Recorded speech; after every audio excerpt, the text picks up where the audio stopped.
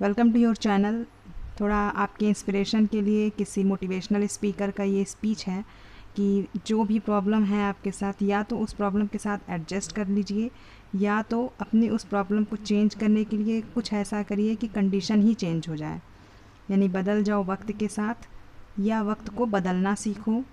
मजबूरियों को नहीं कोसना है, हर कंडीशन में अपने लिए मेहनत करते रहना है। आपने अपने फातिमा नूर वाले चैनल में, ये आपका पार्ट 6 है। पार्ट 5 तक आपने पढ़ा था कि अफवाहों की थ्योरी के हिसाब से एनर्जी लेवल के बढ़ने का क्रम क्या है। ऐसा है, यानी कि 3p के बाद 4s की एंट्री होगी और 4s के बाद 3t की एंट्री होगी। यानी 3 ऑक्टेट कंप्लीट, तीसरी कक्षा पूरी होने से पहले चौथी कक्षा के s में इलेक्ट्रॉन भरे जाएंगे, तभी तीसरी कक्षा कंप्लीट की जाएगी। यहाँ तक हमने पार्ट 5 तक पढ़ा है। इसको थोड़ा सा तवज्जो के साथ इसलिए पढ़ा रहे हैं हम, क्योंकि आपके जो आगे बॉन्डिंग केमिस्ट्री में जो भी बॉन्डिंग आप समझेंगे कि कौन सा एलिमेंट इलेक्ट्रॉन ले रहा है या दे रहा है, या फिर किसकी वैलेंसी कितनी है, ये समझने के लिए आपका बाहरी लास्ट ऑर्बिटल की स्ट्रक्चर को समझना बहुत ज़रूरी है। और उसको समझने के लिए ये थ्योरी, अफबाउ प्रिंसिपल की थ्योरी को समझना ज़्यादा ज़रूरी है। बेसिक कॉन्सेप्ट क्लियर होगा तो आगे की सारी चीज़ें आपको अच्छे से समझ में आने लगेंगी। चाहे कोई भी रिएक्शन हो, आप खुद बता लेंगे कि ये कौन सा रिएक्शन होने वाला है इसके साथ, या कौन सा एलिमेंट कौन सा नेचर शो करेगा। तो अफबाउ के प्रिंसिपल से जैसे ही आप इलेक्ट्रॉनिक कन्फिग्रेशन भरना स्टार्ट करेंगे, हाइड्रोजन आप ऐसे भरेंगे 1s1, हीलियम में 1s2, लिथियम थर्ड नंबर पे है 1s2 2s1, बेरिलियम है 1s2 2s2। ऐसे करते हुए आप चले आएंगे, भरते चले आएंगे और आप वैनेडियम तक भर लेंगे 1s2 2s2 2p6 3s2 3p6 4s2 3d3। यहाँ तक आपको कोई प्रॉब्लम नहीं आएगी। प्रॉब्लम आएगी आपको क्रोमियम यानी 24 जिसका एटॉमिक नंबर है, आपको वहाँ प्रॉब्लम आएगी। और वो प्रॉब्लम आने से पहले आप थोड़ा सा ये क्लियर कर लीजिए कि पीरियोडिक टेबल में आपके लास्ट में, जैसे ऐसे सीरीज़ चलती है आपकी, तो ऐसे लास्ट में आपके जो भी एलिमेंट होते हैं उन्हें हम ज़ीरो ग्रुप में रखते हैं, जिन्हें हम नोबल गैसेस कहते हैं। तो ये क्या करते हैं, ये किसी भी रिएक्शन में भाग नहीं लेते हैं। ये किसी भी रिएक्शन में भाग इसलिए नहीं लेते क्योंकि इनके ऑक्टेट कंप्लीट होते हैं। क्या क्या होते हैं? Helium, neon, argon, krypton, xenon, radon, ऐसे आपके होंगे। और इनके ठीक पहले वाले सीरीज़ में आपके हैलोजन होते हैं, जिन्हें हम एक्स से डिनोट करते हैं, जो हैलो ग्रुप के होते हैं, जिसे हम हैलोजन कहते हैं। ये एलिमेंट नियॉन के पहले से होंगे। ये आपका यहाँ हाइड्रोजन होगा और ये इतना खाली होगा, और हीलियम यहाँ होता है। फिर इसके बाद यहाँ पे आपका लिथियम बेरिलियम हो जाएगा, और लिथियम बेरिलियम वाली सीरीज़ फिर बीच में पूरी खाली रहेगी। यानी ये बीच वाला डी ऑर्बिटल है, यहाँ ये पी ऑर्बिटल है। तो यहाँ पी से यहाँ क्या होगा? पी यहाँ बोरान होगा, कार्बन, नाइट्रोजन, ऑक्सीजन, और ये फ्लोरीन। फ्लोरीन क्या है? आपके हैलोजन वाले हैं। फ्लोरीन, क्लोरीन, ब्रोमीन, आयोडीन, एस्टेटीन, ऐसे आपके हैलोजन ग्रुप है। तो हमारा बताने का मेन मकसद ये है कि आपके जो नोबल गैसेस हैं, ये सारे अपने ऑक्टेट, इनकी ऑक्टेट कंप्लीट होती है। हीलियम का क्या होता है? 1s2, यानी कि लास्ट वाला क्या है? फुल फिल्डेड है। इसके बाद जो भी हैं ये सारे पी ब्लॉक वाले एलिमेंट हैं। तो इसके बाद जो भी हैलोजन, जो भी नोबल गैसेस हैं, इन सब के लास्ट में पी ऑर्बिटल होगा, और वो पी ऑर्बिटल क्या होगा? फुल फिल्डेड होगा। जैसे कि ये है आपका, अगर पी वाला 3 ऑक्टेट का होगा तो 3 वाला कंप्लीट होगा, 4 वाला होगा तो 4 वाला कंप्लीट होगा। मतलब पी ऑर्बिटल फुल फिल्डेड होंगे, जो भी ऑर्बिटल हैं लास्ट वाले पूरे फुल फिल्डेड होंगे। तो फुल फिल्डेड का मतलब क्या है? कि इनकी ऑक्टेट कंप्लीट है। ये कौन सी कंडीशन में है? स्टेबल। और स्टेबल कैसा? Most stable. Most stable condition में है, यानी कि ये कोई भी रिएक्शन में पार्टिसिपेट नहीं करेंगे। अब जैसे हम नॉर्मली, हम लोग अपनी बात कर लें तो हम लोग इतनी मेहनत कर रहे हैं, पढ़ रहे हैं, जो कुछ भी कर रहे हैं, क्यों कर रहे हैं? स्टेबल होने के लिए, कि एक समय ऐसा आए कि जब बॉडी हमारी साथ ना दे, तो मेरे पास इतना हो कि हम अपनी बॉडी से बिना वर्क किए मेरा काम हो सके। मतलब रिटायरमेंट कंडीशन अच्छे से बीते, इसलिए हम अभी इतनी मेहनत कर रहे हैं। या हमें जॉब अच्छी मिल जाए तो हम अभी पढ़ रहे हैं।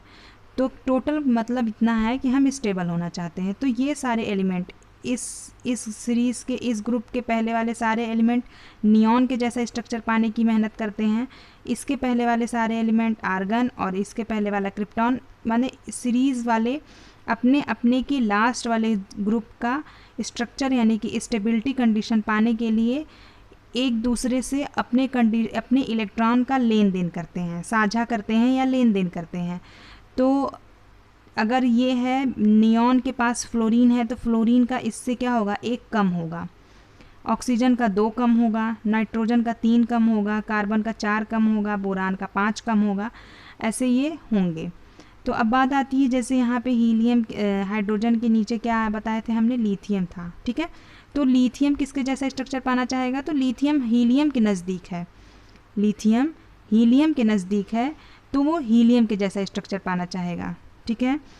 ऐसे ही सोडियम नियॉन के नज़दीक है तो सोडियम नियॉन के जैसा स्ट्रक्चर पाना चाहेगा। बात समझ आ रही है आपको? अगर नहीं समझ आ रही है तो जैसे हम यहाँ पे लिथियम का देखिए क्या कहते हैं, 1s2 2s1 1 है ना। अब ये किसके पास है, हीलियम के पास है, क्योंकि हीलियम का कितना है 1s2 है और ये भी नोबल गैसेज हैं। तो ये सिर्फ एक इलेक्ट्रॉन डोनेट कर दे किसी को तो इसका एक नोबल गैस का स्ट्रक्चर मिल गया इसको। तो ये इतना लंबा इलेक्ट्रॉन लेने की बजाय एक देना ही पसंद करेगा ना, वो आसान काम इसको लगेगा, तो ये हीलियम के जैसा स्ट्रक्चर पाना चाहेगा। ठीक वैसे ही नियॉन का आपका लास्ट में 10 हो जाएगा, नियॉन का होता है एक आप करके बता दे रहे हैं, 1s2 2s2 2p6 2 2 4 6 4 10 होता है और 6 4 10, ठीक है। अब सोडियम का कितना हो जाएगा, सोडियम Na का होता है आपका 1s2 2s2 2p6 3s1, यही होगा ना 11 का, 10 यहाँ तक था और 1 बढ़ गया, ठीक है। तो अब ये क्या करेगा, एक इलेक्ट्रॉन देना इसको आसान लगेगा क्योंकि ये तीसरी कक्षा में है, एक तीसरी कक्षा में ऊपर से s ऑर्बिटल का है, तो एक इलेक्ट्रॉन डोनेट कर दे तो इसके जैसा स्ट्रक्चर पा जाएगा। तो यही कहने का मेरा प्रोसेस है कि जो इधर वाले एलिमेंट हैं वो अपने पहले वाले नोबल गैस के जैसा स्ट्रक्चर पाने की मेहनत करते हैं। तो हमने बताया कि वैनेडियम तक आप कंप्लीट कर लेंगे इलेक्ट्रॉनिक कन्फिग्रेशन, आपको कोई प्रॉब्लम नहीं आएगी। प्रॉब्लम आपको आएगी 24 क्रोमियम में कि आप यहाँ पर ऐसे ही भरेंगे 4s2 करके 3d4 कर देंगे। लेकिन अभी आपने पढ़ा था कि अबाउ रूल के बेस पे लो एनर्जी लेवल के इलेक्ट्रॉन को पहले भरा जाता है, तब हाई एनर्जी लेवल को भरा जाता है। और 4s क्या है, लो एनर्जी लेवल है, किसके कंपैरिजन में, 3d के कंपैरिजन में। तो 4s को कंप्लीट करके आप 3d4 कर देते हैं, यही करेंगे ना। तो केमिस्ट्री में जैसे जैसे प्रॉब्लम आती जाती है वैसे वैसे उसका सल्यूशन होता है। तो साइंटिस्ट उस हिसाब से अपनी अपनी थ्योरी चेंज करते रहते हैं। तो इसका बाहरी ऑर्बिटल में क्या हो जाएगा, 4s 1 हो जाएगा और 3d 5 हो जाएगा।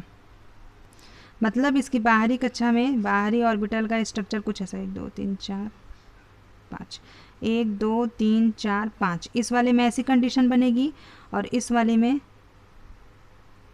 ऐसी कंडीशन बनेगी। और आपको बता दें कि मोस्ट स्टेबल कंडीशन कैसी है, ये सबसे मोर स्टेबल कंडीशन है फुल पेयर्ड, और उसके बाद तब क्या है, हाफ पेयर्ड है। या तो एलिमेंट ऐसा स्ट्रक्चर पाना चाहेंगे, ऐसा नहीं पा सकते, और ऐसा पा सकते हैं तो ऐसा पाने की कोशिश करेंगे, ठीक है। तो आपका ये आप अगर 3d5 कर देते हैं तो ये आपका हाफ अनपेयर का एक सेट तैयार हो जाएगा, और 4s1 भी क्या हो जाएगा, हाफ अनपेयर। तो ये वाली कंडीशन क्रोमियम का ये वाला इलेक्ट्रॉनिक कन्फिग्रेशन सही है, ये रॉन्ग है। तो सेम वैसी प्रॉब्लम आपको कॉपर में आने वाली है। कॉपर में आपका इलेक्ट्रॉनिक कन्फिग्रेशन ऐसा आएगा, लेकिन ऐसा नहीं होगा, क्या हो जाएगा 4s1 और 3d 10 हो जाएगा, क्योंकि कि ये फुल पेयर्ड वाली कंडीशन तैयार कर लेगा, क्योंकि ये कंडीशन मोस्ट स्टेबल है, सिंपल सा है।